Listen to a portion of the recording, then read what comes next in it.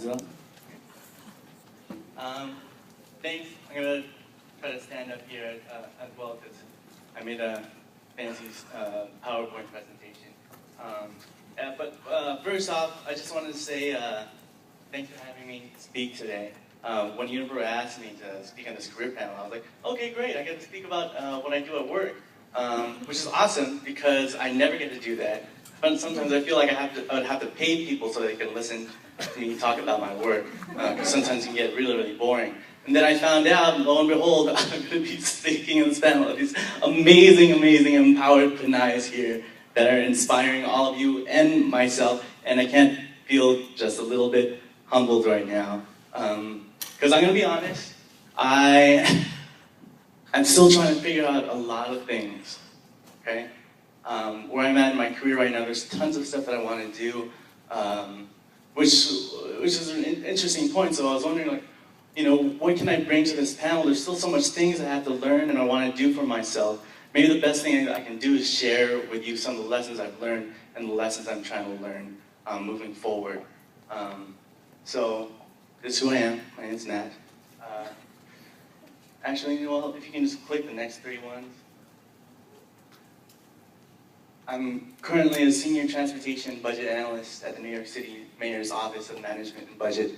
I'm also a fitness trainer and writer for a health and fitness company called UniPro, and those are some of my credentials. Graduated from UCLA back in '07. A couple of these folks in the room saw some of the raised hands. Also got my MPA at NYU, the Wagner School. I'm currently urban systems engineering master's student at NYU Poly right now. And my training fitness certifications from the National Academy of Sports Medicine and American Academy of Personal Training. So that's my background real quick, but I think more importantly, it's always essential to really understand where you came from, right? You hear that all the time, it's important to go back to your roots. But how often do we do that? Even in my work today, like, I'll find myself in rooms working with city officials, budget analysts, and I'm the only person of color in that room. It's really difficult at times. So it forces me to think back, what are my roots? What are my roots? Who am I? And why do I feel like I have a voice and should be speaking out on the issues that are important to me? So, next slide. This is me, 2007. Look at this handsome devil right here. I know what you're thinking. Comparing that handsome devil to this person you see on stage right now, you're thinking, why the heck isn't Matt wearing his Geek Squad t-shirt right now? And to tell you the truth, I don't know. I can't find that t-shirt. One of the biggest travesties of my life right now. But anyways, this is me in 2007. I just graduated college. If I were to do somewhat of a SWOT analysis, some of my strengths and things I wanted to work on were graduated from college. Really excited to do that. I also knew one of my strengths is I love being Filipino, and I love doing community work. But there were a couple things I needed to work on. One was I could not find work. I applied to a lot of places, even internships, to work for free, and I could not find a lot of internships. Funny thing is, I did not have the foresight to realize that a bachelor's in philosophy was not going to take you that far after college. Another thing I could work on, you might notice a little bit, I could work on my health a little bit, a little overweight, and I was leaning in a lot of direction. So this was my background. This was a couple of years ago, and then fast forward to who I am now. This is one of the helpful reminders that keeps me pushing forward. So those are my roots. I'm going to fast forward again, just a little tidbits on the work that I do at the mayor's office. If you haven't seen this, this is a preliminary design concept of the reconstruction of Times Square. It's going to be reconstructed in 3 phases. The first phase is ending. It's going to be finished in 1 year. And this is a very interesting project. It was the intersection of politics, policy, budget, architecture, design, form, function of engineering, and all the other needs and wants of residents and our city officials. And so this is one really interesting point for me to learn in my work, was that you have to sometimes think in perspectives.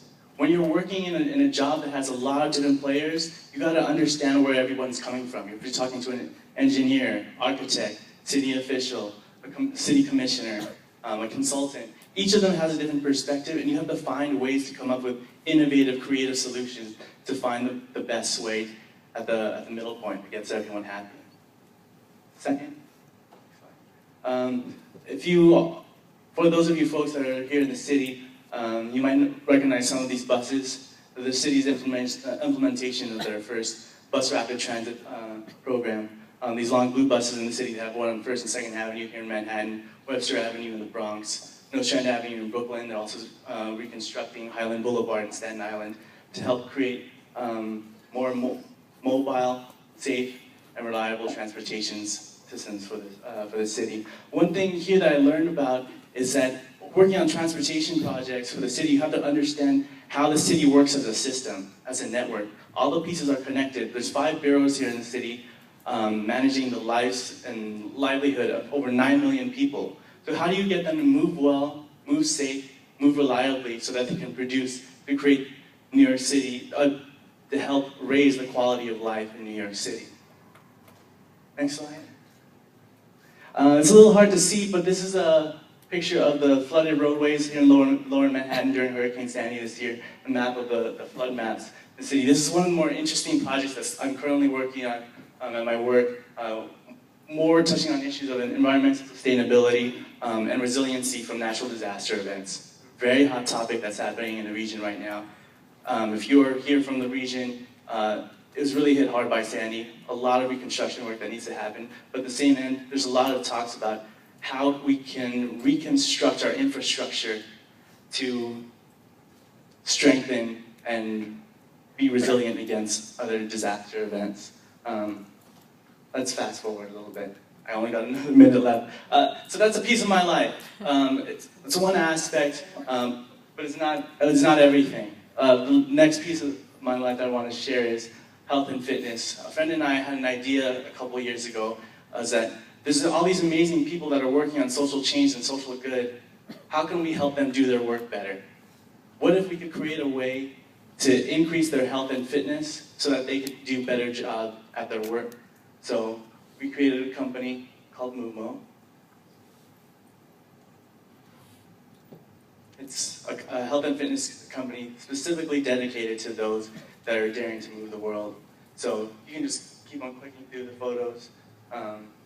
We run fitness classes, we run fundraisers, and we have helped out a couple social good organizations, ARC, Leader of Light, and New Yorkers for Children.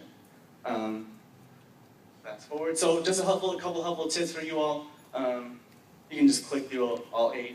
What I try to cover in this short presentation is remember your roots, try to think innovatively, think in terms of systems, perspectives, always try to learn, always remember to try to keep yourself healthy. Number 7 is a really good point.